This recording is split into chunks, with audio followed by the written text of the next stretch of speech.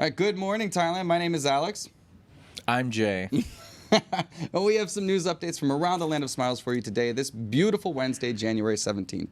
We're going to start with our main story today, and that's that the Israeli embassy's campaign to put photos of hostages on tuk-tuks has been met with resistance from the Thai government. So the Deputy Prime Minister of Thailand, Khun Pranpri, has expressed opposition to a campaign launched by the Embassy of Israel in Bangkok, which displayed photos of hostages on tuk-tuks to demand their release from Gaza. The campaign, started on January 12th, featured images of 130 hostages, including 8 Thai nationals, on 100 tuk-tuks. The Thai government, which is actively negotiating the release of its citizens, criticized the embassy for not seeking permission and expressed concern that the campaign could impede efforts to create a perception of Thailand taking sides in the conflict. Deputy PM Pranpri plans to discuss the hostage situation at the World Economic Forum in Switzerland with the PM of Qatar, Sheikh Mohammed bin Abdulrahman.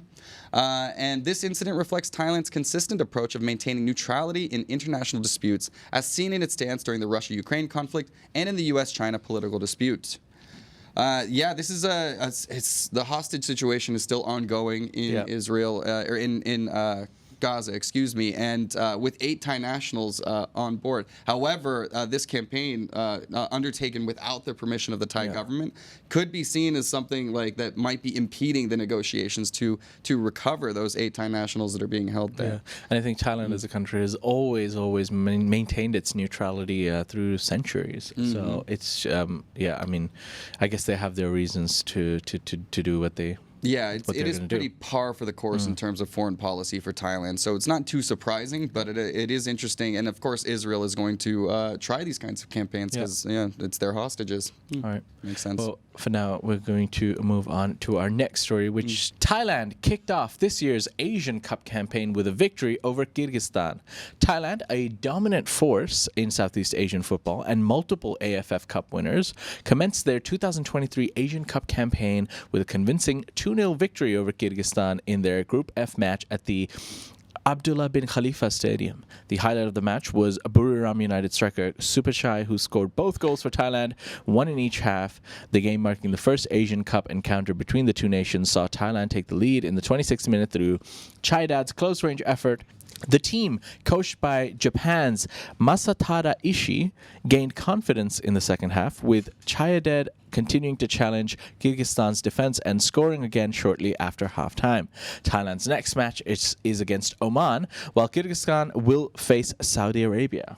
Well, congratulations to Thailand. Yeah, kicking it off the right way. Thailand is a force. They're looking strong this year. I'd like to think they are. Obviously, I'm very biased. Maybe they're not. Who knows? That's your patriotism show. Yeah, that's right. There's only one country we're going to be supporting this Asian football indeed tournament, and it's. Thailand. Yeah. I was going to say China, but I love the way that you were saying Kyrgyzstan. Kyrgyzstan? That was that's got to be the correct pronunciation. I would be saying Kyrgyzstan the entire time for sure. And Kyrgyzstan. Butchering and it. And then I messed up with our coach's name, Masatada Ishii. Thank you. Ishii. Thank you, Tan, for our football sneakerhead over here letting us know. All right. Well, anyways, moving on to our next story. So, apparently street signs in Pattaya are becoming a hazard for pedestrians in the area. It's a weird one. So, the Manchanu roundabout in Pattaya, a junction where Jomtien Second Road meets the path to Jomtien Beach, has become a danger zone due to pedestrian crossing signs installed at a low height of only 160 centimeters. These signs have caused numerous head injuries to tourists, some severe enough to require hospitalization and stitches. This situation has highlighted the lack of proper oversight and supervision in traffic sign projects, turning it into a crisis rather than just an inconvenience. The local community has urgently demanded the relocation and reassessment of these hazardous signs, with a growing realization that lives are at risk. The public's frustration is evident on local forums and social media as they call for immediate action and accountability from the City Council. Additionally, there is a call for thorough investigation into the oversight that led to this dangerous situation, emphasizing the need for a deeper understanding of the root cause of this life-threatening issue. People keep bonking their heads. 160 centimeters, that's pretty low for street signs, I think. I mean, I'm up above that. I know you are too. So we're not tiny little people here behind desks. But apparently people are getting stitches just running into stuff in Pattaya. It's not just the signs. I mean, where do I start? So I'm 6'1". Even in the local markets, anywhere, Bangkok, Phuket, you could go anywhere. it's Dangling electrical It's made wires. for Thai people. I get it. Yeah, Yeah. It's not just the electrical wires, but like even the roofing and stuff. yeah. Like half the time I'm just walking like this. But Gandalf in Hobbitown, right? But yeah, the signs can definitely be improved. They need to be fixed. Yeah, I mean, especially with so much pedestrian and tourist traffic where people Yeah. aren't aware and familiar with their surroundings. So I think, that should be changed. Fair enough. Okay.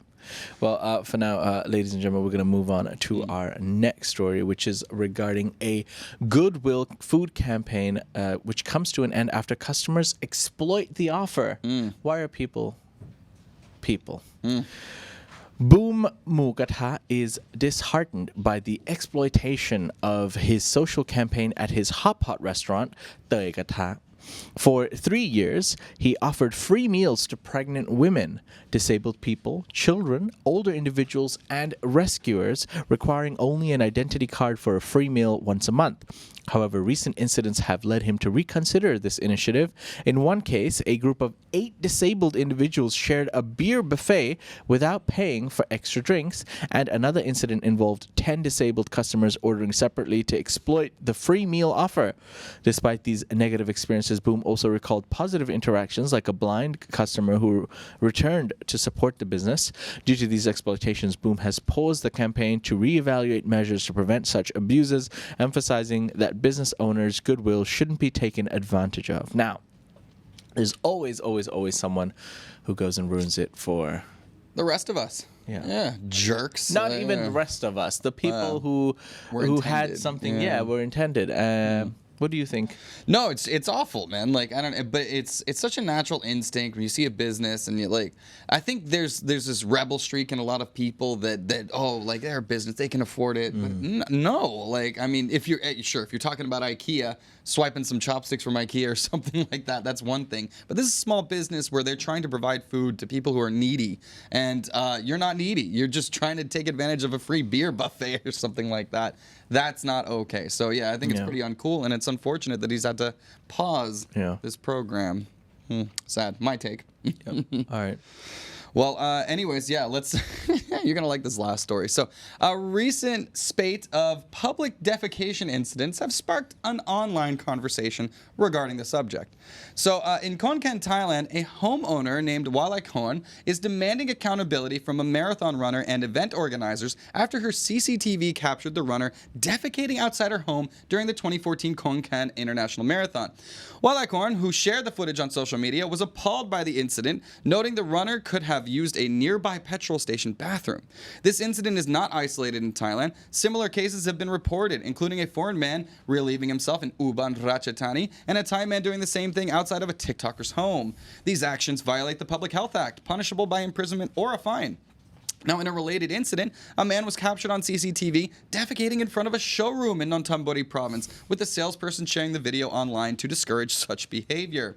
The showroom has urged the public to ask for permission to use facilities in emergencies, highlighting the need for responsible action even in extreme situations. When you gotta go, you gotta go, baby. Hey, man, look. I don't pretend to be a saint. There have been times where you're in a long trip somewhere, and when you gotta go, you gotta go. Yeah, but hopefully you can find some natural area somewhere, not a parking lot or something like that. Somebody has to clean up after you. So it's pretty tough, and it's emergency situations sounded like there. But there's usually a toilet nearby, guys. So let's get to him. Photo finish. Yeah. Well, anyways, that'll do it for our stories for today. We will be back with all of our members tomorrow, and again with all of our subscribers, open to all of our subscribers on Friday.